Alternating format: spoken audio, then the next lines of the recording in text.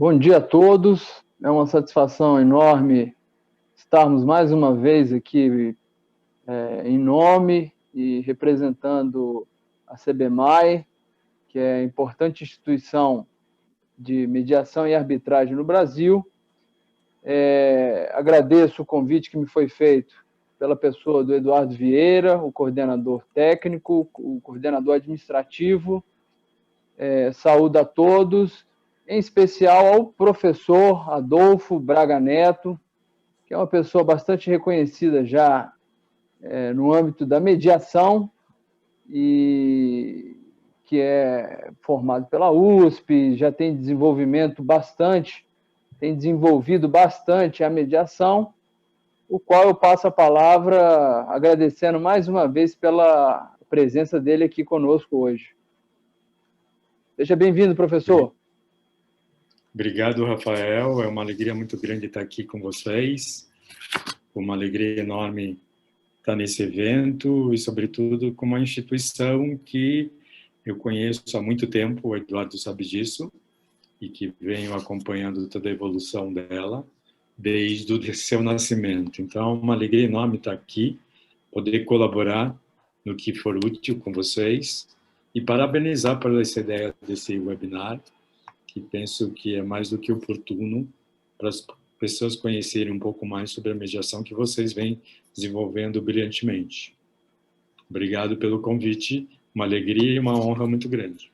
A alegria e a honra é toda nossa recebê-lo aqui conosco hoje. Como praticante também da mediação, um entusiasta do método, já lecionei a respeito. Vamos, para a gente começar o nosso bate-papo, eu acho que o senhor poderia traçar aí as principais linhas do desenvolvimento da mediação no Brasil, com a questão do marco legal que nós tivemos, a importância da prática, aquela questão do empoderamento na mediação, os resultados práticos que a mediação nos proporciona, seja a nível pessoal, eu sou a prova disso, seja a nível profissional. Fique à vontade aí para começar o nosso bate-papo.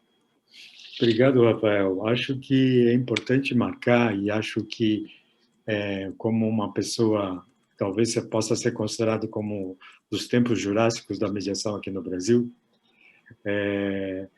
cabe lembrar que antes da lei, antes do marco legal que você fez referência, teve todo um trabalho, toda uma série de atividades que foram desenvolvidas, e acho que um exemplo disso é a própria CBMAI, né? A CBMAI nasceu muito antes da lei, muito já na alçada, vamos dizer assim, sob o guarda-chuva ainda da evolução e solidificação, talvez, da arbitragem, mas sempre com o entusiasmo da mediação, né? Então, o que eu quero dizer com esse comentário para você? Que a mediação, ela, na verdade, não nasceu com a lógica da lei, pelo contrário, eu acho que a lei ela trouxe uma perspectiva de mais conhecimento cultural e mais conhecimento para o mundo jurídico, sobretudo o mundo jurídico, né, do que já existia na prática, né? E o que me chama muita atenção, isso tem sido feito, até tem sido objeto de análise em textos meus, o quanto a lei respaldou a prática que já existia, né? E eu, particularmente, faço um divisor histórico, para contextualizar um pouco a experiência da mediação aqui no Brasil, que eu reputo, por exemplo, a década de 90, onde é o momento dos pioneiros, né? E entre esses pioneiros, acho que está o CBMAI, né? A CBMAI, desculpa, porque há muito tempo atrás, e por uma questão de um incentivo de órgãos de incentivo, isso era um movimento mundial de implementação da cultura da mediação e da arbitragem. A CACB, há muito tempo atrás, aceitou o encargo de implementar e receber recursos do Banco Mundial para desenvolver a cultura, né? Então, uma coisa é o que existia na década de 90, depois o que existiu já no nosso século, podemos dizer, né? Uhum. E aí podemos dizer que outra fronteira seria o momento que houve uma maior e houve uma maior penetração da mediação no contexto social, com a Resolução 125, que todos conhecem, né? Que data de 2010, e que inaugurou a lógica da perspectiva judicial do Tribunal Multiportas, tá? E depois a consagração, efetivamente, com a constituição da lei, que veio cinco anos depois.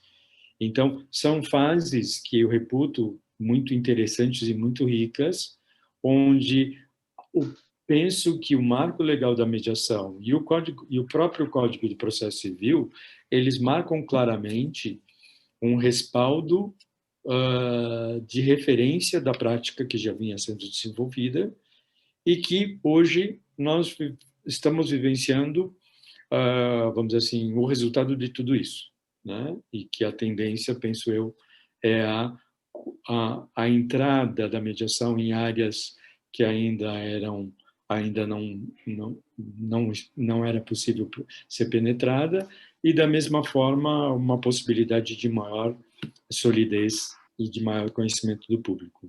Em linhas gerais é isso. Não sei se eu respondi a tua pergunta, Rafael. Não, respondeu sim. Eu acho muito interessante a gente fazer esse apanhado histórico, especialmente para as pessoas que não são novas na mediação ou têm pouco contato com a mediação, mas é importantíssimo para que a gente verifique o tanto que já caminhamos, né, no desenvolvimento da mediação, ao ponto de termos especificamente 2 leis expressas no Brasil que tratam a respeito da mediação. Perfeito, acho que. E a gente tem que verificar, a mediação não anda? Pô, já andou muito, né? Assim, já andou muito e certamente andará mais ainda. Agora, no meu entender, se o senhor me permite, isso, para que ela assuma uma posição de mais importância no nosso país, eu acho que a gente tem que fazer isso que a gente está fazendo, que são as práticas na academia, as práticas na sociedade, desenvolvimento disso internamente nas nossas famílias, e mostrar que é um mecanismo eficaz e de resolução de qualquer conflito. Como eu trabalho com conflitos empresariais e não trabalho com família, eu percebo na prática isso, porque eu sempre tento e tenho conseguido obter êxito nisso, sempre tento, nos meus contratos, nas minhas práticas, quando obviamente é possível, eu vejo que é possível, eu sempre tento a mediação. E muitas vezes dá certo, assim, e o cliente fica satisfeito, ele não acredita, ele fala assim, cara, eu achei que eu tinha que demandar judicialmente. Eu falei, não, existe toda uma técnica aqui. Então, eu acho importante colocar isso. Vamos passar para uma segunda pergunta, que eu acho que, assim, quais as dicas que o senhor poderia passar para as pessoas que estão nos assistindo, para que ela fale assim, olha, eu quero desenvolver a mediação empresarial ou a mediação familiar, quais são as principais características disso, o que o mediador tem que ter como característica, qualidades para que ele desenvolva esse método, né? Perfeito, Rafael. Na verdade, antes de responder diretamente a tua pergunta, queria complementar, agregar esse comentário seu. Primeiro, te parabenizar, porque o contexto empresarial, a mediação é mais do que adequada, porque estava justamente pensando em vários aspectos, e isso me chama, e uma frase que eu ouvi recentemente, que acho que, primeiro, que tem tudo a ver com o momento que nós vivenciamos, né? E segundo, com a perspectiva do que efetivamente a mediação ela traz, né? Então, por exemplo, sobretudo no contexto empresarial, aliás, em todos os contextos, mas em especial empresarial, que, como você também é um também atuo, né? Eu considero que a mediação não tem contraindicação. O que eu quero dizer com não existência de contraindicação? Ela, na verdade, não é uma perda de tempo, que muitas vezes os empresários têm uma aparência, ou ao ouvirem sobre mediação pela primeira vez, isso eu já tentei, isso eu já fiz, mas muitas vezes não conhecem o que esse mediador pode estar auxiliando e ajudando, né? Então, tem um desconhecimento muito grande, e essa contraindicação, inclusive, é com relação a vários aspectos, não somente o jurídico, mas, sobretudo, o econômico, né? Perfeito. Porque o custo de uma mediação, ele é muito menor, né? E eu até brinco que é um grão de areia perto de qualquer custo que envolva qualquer método de resolução de conflito. E não quero dizer que a mediação seja melhor ou pior. Quero dizer que a mediação é uma maneira diferente que propõe o diálogo entre os envolvidos, um diálogo que eu costumo dizer precisa ser um diálogo diferente, e, ao mesmo tempo de diferente, ele traz a possibilidade de criatividade, né? Que é promovida em função da flexibilidade que a mediação propõe. Então, nesse contexto, eu acho que hoje um empresário, uma empresa, e aí reputo o trabalho que vocês vêm desenvolvendo no CBMA, fundamental, e aí não importa que porte seja a empresa, precisa ter já como uma referência justamente a mediação no radar. Sim. Não somente do jurídico, mas também dos empresários e de todos os departamentos. Porque, como eu falei, ela não tem contraindicação, e essa contraindicação são vários aspectos que podem, eventualmente, levar, e aí uma grande vantagem que eu acho que ela proporciona, e isso me chama muita atenção, aliás, todas as relações são feitas dessa forma, quando elas são iniciadas, elas são iniciadas de forma informal, né? De uma maneira extremamente informal. E a mediação, ela retoma essa informalidade para uma perspectiva não de resgate da relação, mas uma perspectiva de pensar como isso poderia ser desenvolvido dali para frente, seja com a continuidade dos negócios, seja com a interrupção deles, enfim, com finalização do contrato, o que seja, né? Então, ela não tem essa contraindicação, no nosso modo de entender, e não somente no contexto empresarial, como você está perguntando de outras áreas, com certeza, todas as outras áreas, eu particularmente considero que a mediação não tem contraindicação também com relação ao conflito, né? Para mim, todo conflito é mediável, da minha forma de ver. Quem vai limitar são os próprios participantes que vão dizer aqui você entra, aqui você não entra, aqui eu quero, aqui não quero, né? Então, não é em função do que até a legislação nos prevê.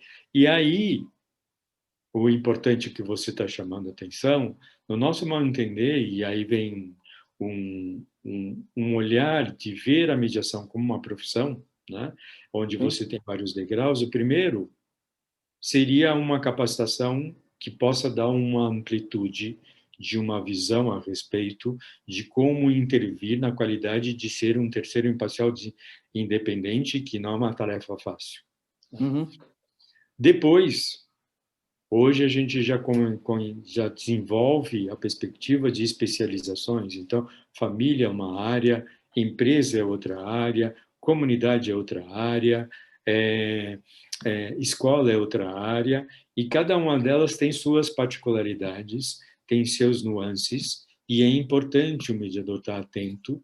E o que me chama muita atenção, normalmente o mediador, depois de conhecer a mediação e como é a sua interação, ele acaba atuando na área de origem da profissão dele, seja psicólogo, que vai na área de família, seja um assistente social que, de repente, vai para uma escola, ou um advogado que atua no contexto empresarial, eventualmente vai continuar atuando na qualidade mediadora, e assim vai, né? Então, acho que é fundamental essas nuances que eu chamo de especializações. Perfeito. Absolutamente de acordo com o senhor. E é interessante verificar também que, pelo menos na mediação empresarial, essa resistência a priori por parte dos empresários, ela acho que talvez parta de um descrédito individual de cada empresário, no sentido de, ó, vamos para o judiciário, vamos para o judiciário, e ao mesmo tempo, a partir do momento em que a gente consegue obter êxitos, eu acho que eles quebram esse preconceito com a mediação empresarial. E eu tenho visto bastante isso aqui. Um ponto importante que me veio aqui à mente a possibilidade de enquadramento de soluções, de métodos de soluções diferentes. Quando a gente fala assim, a mediação é um meio eficaz, a mediação é um meio eficaz.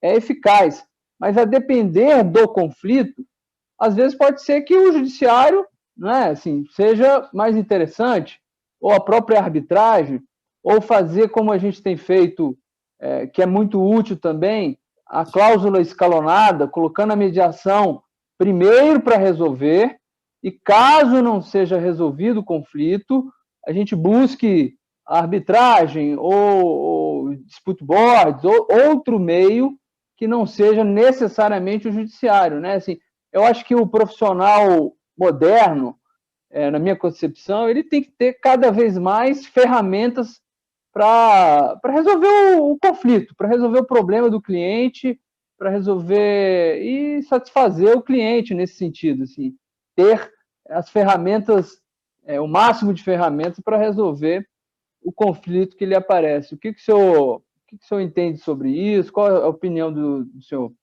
Eu assino embaixo, Rafael, concordo plenamente contigo, né? E acho que a gente, de repente, está coincidindo demais. Espero que isso não seja cansativo para os participantes da nossa conversa aqui, mas assino embaixo no que você falou. E aí acho que hoje a gente vivencia dois aspectos que eu queria chamar a atenção, que penso que foi uma evolução da nossa sociedade, né? E acho que o Eduardo deve lembrar, as pessoas que iniciaram a estruturação da CBMAI e também ao todo o entusiasmo que a CCB apostou na mediação, né? Além da arbitragem, claro. Mas hoje a gente vivencia uma realidade brasileira que eu reputo uma evolução, né? Nós vivenciamos uma época em que esses métodos, mediação, conciliação, arbitragem, eram considerados alternativos, né? E aí se criticava muito o termo alternativo, porque alternativo era judiciário e tudo mais, vinham várias teorias nesse sentido, e, na verdade, isso tem origem também nos outros países, onde a mediação e a arbitragem também tem muitas experiências, né? E hoje a gente vivencia cada vez mais o que eles chamam de métodos adequados. Perfeito. E o que eu queria chamar a atenção sobre qual é o sentido para mim, né? Não sei se ser uma visão exclusivista, mas enfim, o adequado não é para nós profissionais. O adequado é para o participante do processo, né? E essa adequação só vai ser escolhida ou vai ser optada ou vai ser, vamos dizer assim, definida a partir de que o empresário, se a gente for falar no mundo empresarial, e acho que aqui é o momento, vai considerar como um método adequado a partir do momento que conheça, né? E aí, claro, a importância também de quem os assessora, né? Os advogados, né? Então, o que eu quero marcar com isso? Essa evolução na nossa sociedade já tem a perspectiva de que essa adequação é pressuposto para o cliente, para o empresário, para a empresa, não para nós profissionais que vamos eventualmente ou estar na qualidade de mediadores ou estar na qualidade de advogados assessorando numa mediação ou numa arbitragem, né? Porque é uma escolha, né? É uma opção que é feita, né? E aí isto me faz vivenciar o quanto a graduação e aí não é só na área do direito, prescinde de formação de profissionais que comecem a ofertar este serviço, né? Então, por exemplo, hoje, se vocês, acho que o Rafael sabe, hoje na Inglaterra, o Código de Ética dos Advogados determinam que eles são obrigados a informar que, para o cliente, diante de alguma demanda, que eles têm várias opções, né? Mediação, arbitragem ou processo judicial, né? Penso que muitas vezes isso não é feito hoje pelo operador do direito, e aí quero incluir também operadores de outras profissões, né? Por força de ainda não terem uma formação nessa área. E aí quero dizer o seguinte, que é necessário repensar a graduação, não só do direito, mas a graduação de todas as áreas, porque também como elas devem estar antenadas com os profissionais, porque estamos falando de uma atividade interdisciplinar, e estamos falando também de uma perspectiva que envolve a realidade de quem eventualmente vai estar em contato para aqueles que fizeram a opção, porque muitas vezes a própria sociedade vai impor uma postura mais litigante daquele empresário ou daquele advogado que assessora a empresa ou que está dentro do departamento jurídico da empresa.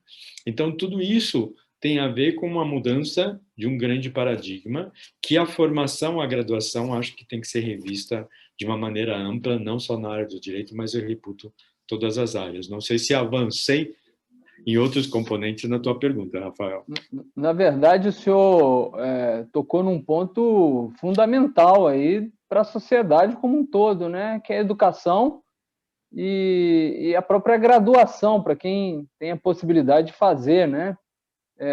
E quanto a isso, eu lembro que, eu sei que o senhor sabe também, que a matéria de mediação, a disciplina, mediação, conciliação e a própria arbitragem, né, sempre foram colocadas juntas.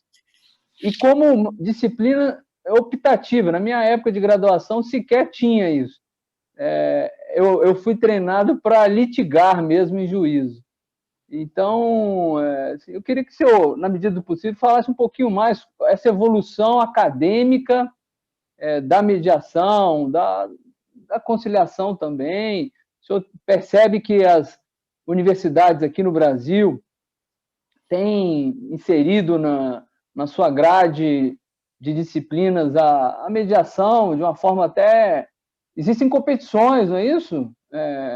Competições que estão sendo promovidas por centros. Queria que o senhor falasse um pouquinho sobre isso, por favor. Com prazer. Você tocou num ponto que hoje pela manhã, antes da gente entrar aqui, eu recebi uma notícia que eu fiquei muito feliz.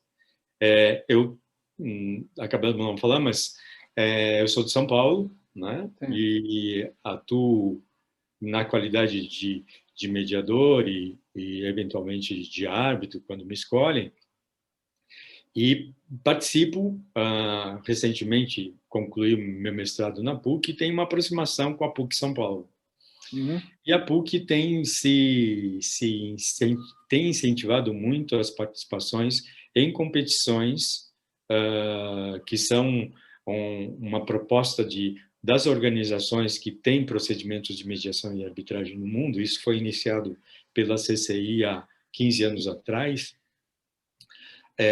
E aí, justamente com a intenção do quê? De estimular que a graduação comece a estudar a mediação, né?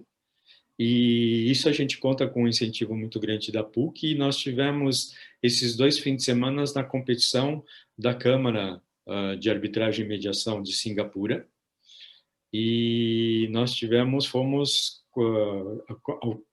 conquistamos prêmio de ouro e prata. Ouro em negociação e prata em mediação. Fiquei muito feliz. Depois eu compartilho com o Eduardo. Isso é recentíssimo. Isso está saindo do forno, meu caro. Que bom, parabéns. Obrigado. Essas competições são importantes, né, para tornar a disciplina teórica mais prática, né? Eu acho que, assim, na minha concepção, quanto mais prática nas faculdades, melhor. Casos concretos, isso é muito importante. Eu acho que essas competições possibilitam isso para os alunos, né? Não tenha dúvida. Não tenha dúvida, porque, na verdade, isso, se a gente for pensar, ainda é um elemento que ainda precisa ser implementado. E aí, por exemplo, acho que é muito rico para os graduandos, né, tenham acesso à informação sobre a mediação e sejam estimulados a estudar, né? E por que isto? E isso a gente vê ainda, por mais que estejamos ainda na PUC, ainda a gente vê que não foi incluído totalmente na graduação, né? O que acontece é, hoje a gente tem uma determinação obrigatória no MEC, que determina que as matérias de mediação e arbitragem entrem na grade curricular o ano que vem, como obrigatórias. E eu digo, não dá para somente incluir uma matéria. É um momento de já se repensar um pouco a graduação, e aí estou indo mais além, e é o que eu estava falando anteriormente da pergunta que você formulou anteriormente. Acho que é momento, por exemplo, eu costumo citar, como a gente somos da área do direito, espero não confundir para quem não é da área do direito, eu sempre cito, e para mim foi um exemplo muito paradigmático, uma professora que é muito conhecida no mundo do direito, que não está mais entre nós, né? Que é uma das autoras da Teoria Geral do Processo, que é a professora Ada Pellegrini Grinover. Sim. Ela, antes de falecer, que nos deixou, acho que tem 2 anos, mais ou menos, vai completar 3 anos, a última publicação dela é um livro chamado Ensaio sobre a Processualidade. E ela, como autora, que, na verdade, na evolução da vida dela, ela começou a valorizar a mediação e valorizar o que eles chamam de métodos autocompositivos no contexto do direito e no contexto do processo, ela teve a lucidez de dizer, olha, nós estamos ainda vivenciando um paradigma que justiça é sinônimo de judiciário. Eu já não compartilho dessa ideia, ela falava. Para mim, justiça é a justiça togada, que é o poder judiciário. A justiça arbitral, que é a arbitragem. E a justiça conciliativa, onde ela colocava todos os métodos dialógicos. Aí ela fazia referência à mediação, conciliação, justiça restaurativa e todos os outros das várias áreas que acho que você conhece melhor que eu. O que eu quero dizer com isso? Eu sempre cito como um exemplo, porque ela inaugurou um outro pensamento que ainda não está claro para a nossa sociedade, e acho que o que ela apontava, olha, faculdades ou graduandos, está na hora de repensar a graduação, porque essa graduação precisam criar profissionais que possam atuar nessas 3 áreas. E aí vem o componente da adequação que eu comentei contigo anteriormente, né? Então, a partir de nós, profissionais, que estamos assessorando nossos clientes, tenhamos o alcance, saibamos claramente quais são as vantagens, quais as desvantagens, o nosso cliente vai fazer a melhor opção, o que ele considera como adequado. E nós vamos trabalhar uma perspectiva no sentido do que ele optou.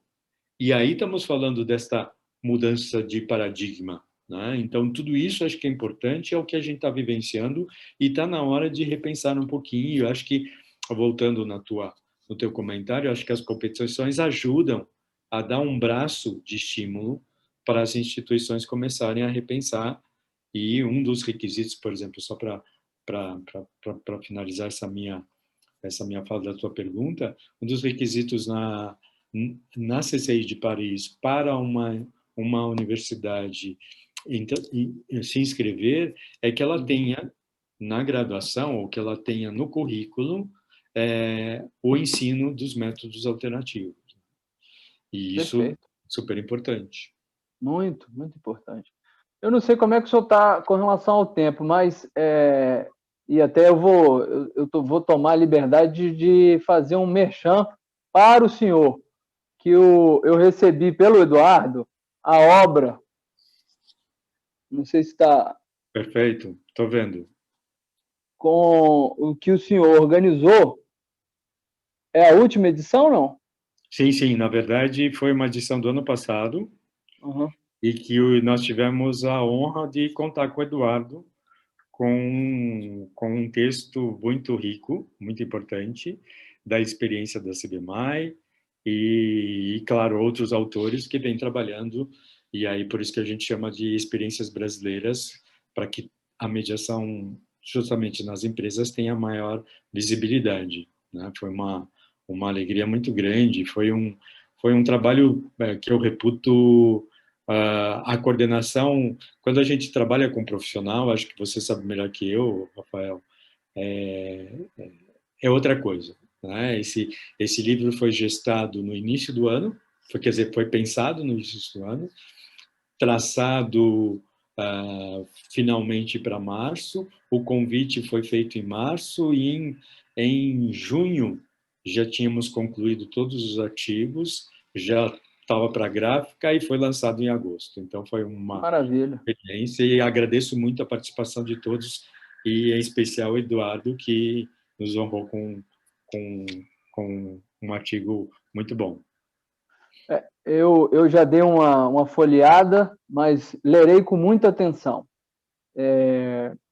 Eu acho que a gente pode já partir para o final. O que o senhor, assim, primeiro, quais são as referências que o senhor tem na vida como bons mediadores e quais as dicas que o senhor poderia deixar aí para a pessoa que quer caminhar nesse caminho acho que de sucesso para o senhor, de sucesso para mim, sucesso no sentido satisfação, né? Não necessariamente envolvendo dinheiro, que quer caminhar aí, o que a pessoa pode fazer, quais são as dicas que o senhor pode passar aí para a pessoa?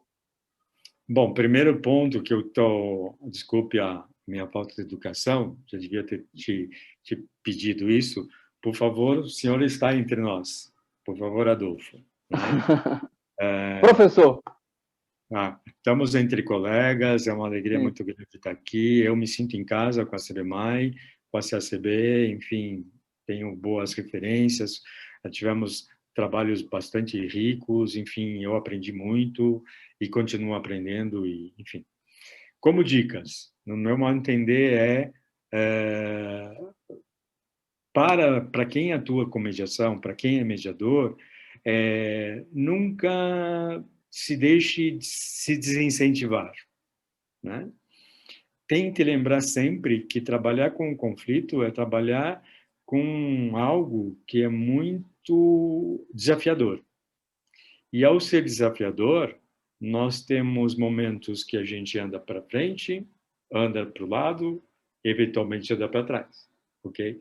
Mas não em termos de aprendizado, porque qualquer mediação, sobretudo no contexto empresarial, é, é, sempre nos ensina, né? Tem sempre um aprendizado. E aí vai mais uma outra dica: sempre estejam abertos para o novo. A mediação, ela propõe um novo paradigma, a proposta de conversarem sobre o que envolve a realidade entre as empresas e também internamente, né? Tanto é que nesse livro nós procuramos convidar quem tinha várias experiências, tanto na questão entre empresas, que pode ser meramente comercial ou contratual, quanto também internamente, quanto também na perspectiva do enfrentamento em função de questões que sejam meio ambiente e tudo mais. E aí o que eu considero fundamental é essa abertura para a gente estar sempre vivenciando novas questões. E o que me chama a atenção, e hoje acho que muitas vezes esses desafios que nós temos, nós começamos, como eu falei logo no início, a trilhar por caminhos que até então nem se pensava, né? Hoje tenho a honra e a alegria de estar colaborando com empresas que estão num momento de recuperação, inclusive judicial, né? É bom o senhor tocar nesse ponto, desculpe interrompê-lo, porque o momento é absolutamente propício para o uso da mediação, né, como método eficaz, porque as empresas realmente estão numa situação difícil. Não entendo? Né? Não entendo. Concordo plenamente contigo.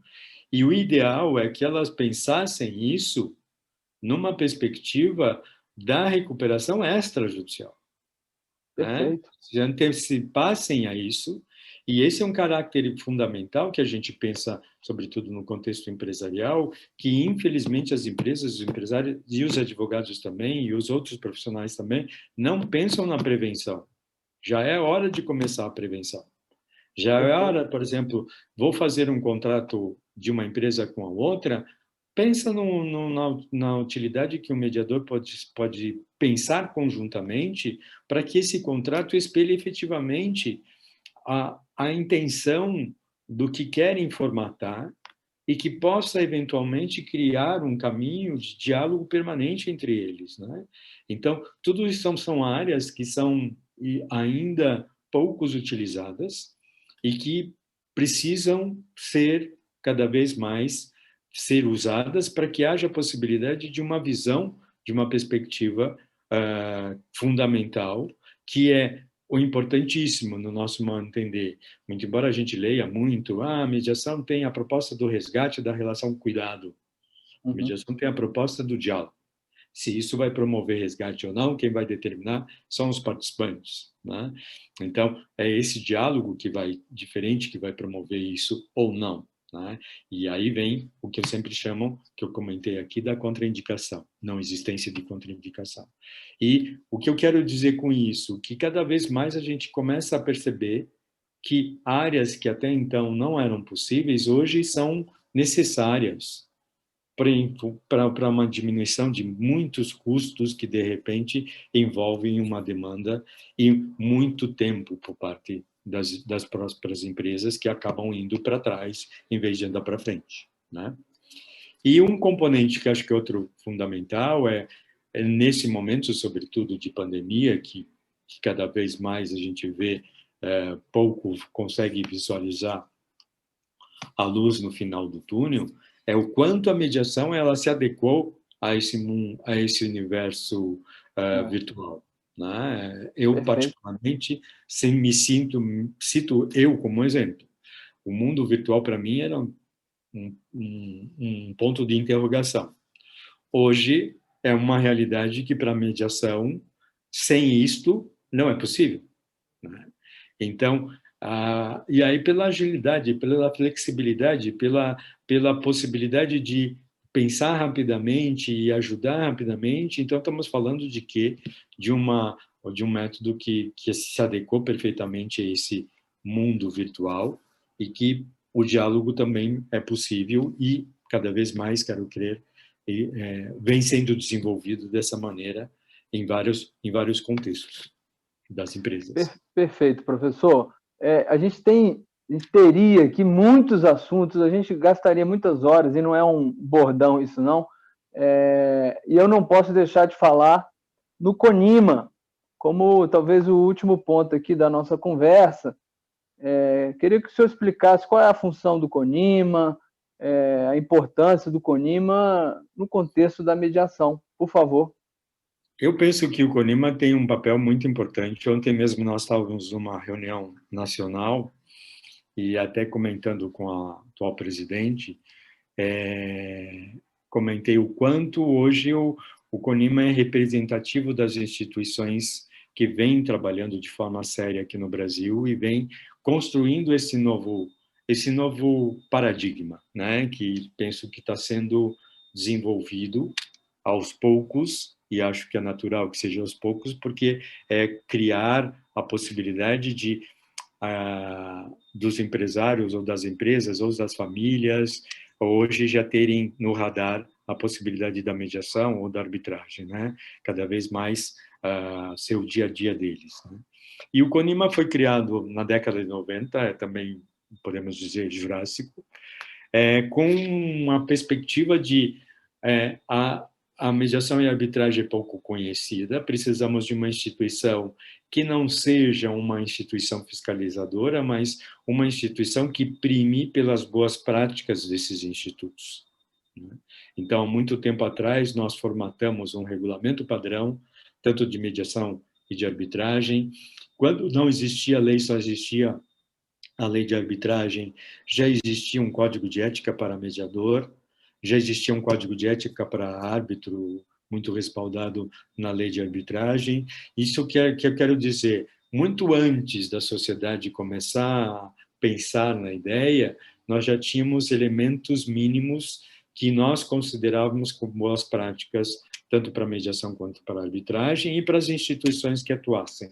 Inclusive, a questão de, acho que já vai fazer, acho que talvez uns 6 ou 7 anos, já existe um código de ética para as instituições que o próprio CONIMA elaborou.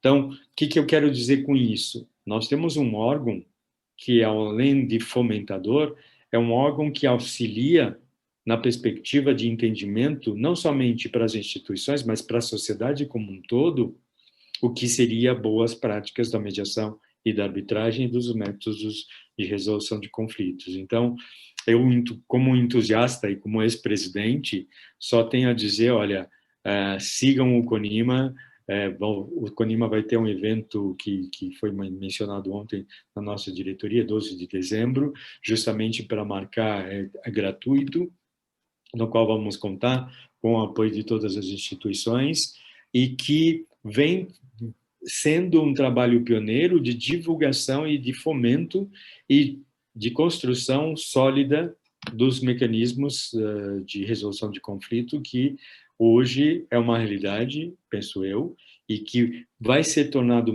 mais real e mais sólido a partir do momento que tenha um conhecimento da população como um todo. E acho que o CONIMA tem um papel muito importante nisso, sempre teve, acho que sempre vai ter, e é uma instituição que vem se mantendo desde 97. Só para você ter uma ideia, já completou 20 anos, está indo para os 30.